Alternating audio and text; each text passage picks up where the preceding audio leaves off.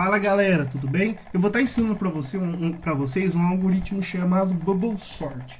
O Bubble Sort é um algoritmo de ordenação de lista. Ele não é tão eficaz quanto os outros que eu vou mostrar posteriormente nesse conteúdo. Esse conteúdo ele faz parte da parte de estrutura de dados, né? Então a gente primeiro a gente vai ordenar a lista e depois a gente percorre elas de maneiras mais eficientes.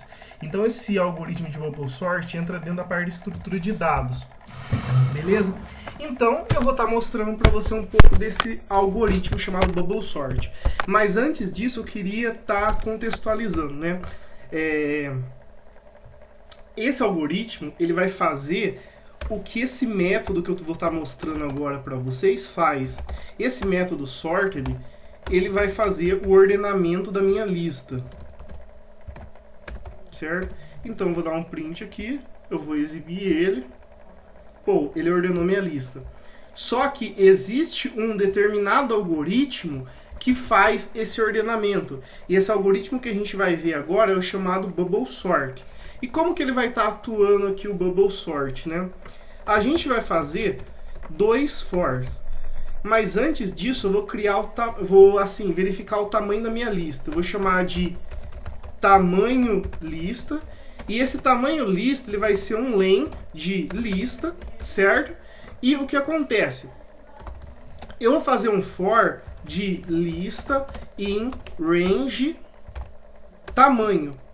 Por que, Juliano? Porque eu vou fazer um range que vai percorrer, range significa percorrer, iterar, ele vai iterar sobre o tamanho da minha lista aqui. Então ele vai percorrer sobre todo o tamanho da minha lista. E depois eu vou fazer um outro for, eu vou chamar aqui de i para ficar mais de j in, e depois vai ter for i in um range, certo? E esse range vai ser o que? Vai ser o tamanho da minha lista menos j menos 1. Por quê? Porque o tamanho, para eu não percorrer o mesmo elemento, ou seja, ele mesmo, eu percorrer o mesmo elemento, eu coloco um tamanho da lista menos j. E para não estourar a minha lista, eu coloco o menos 1. Para não dar aquele erro de index inexistente, list of the range, certo? Então, o próximo passo é o seguinte. Se lista i for maior que lista i mais 1, então o que a gente vai estar fazendo? A gente vai estar fazendo a troca. Então a gente vai colocar lista i, vírgula, lista i mais 1, que vai ser igual a lista i mais 1, vírgula, lista i. Ah, mas por que você fez isso, Juliano? Eu fiz isso porque eu estou percorrendo através dos index da minha lista, né? Então eu vou pelo index dela, por isso que eu coloco entre colchete aqui que está indicando que eu estou indo pelo index. Então eu estou fazendo a inversão. Se o elemento anterior ele é superior ao próximo elemento, significa que ele não está ordenado. Então ele faz a troca desse elemento. Por exemplo, 22 ele é maior que 3, ou seja, o elemento que está no index anterior ele é maior do que o elemento que está no index posterior. Então, se essa condição é verdadeira, ele vai lá e inverte a minha lista, certo? Então agora a gente pode dar um print em lista para a gente verificar a nossa lista ordenada, tá bom? Então vamos dar aqui run Python file. Beleza, a gente tem aqui a nossa lista ordenada. Então, só lembrando para a gente fazer um remember aqui antes de eu terminar essa revisão para vocês. Então, o tamanho da lista vai receber um len lista. Vou pegar o tamanho da minha lista, eu vou percorrer, eu vou iterar sobre o tamanho da minha lista, beleza? E daí no for mais interno, o que eu vou fazer?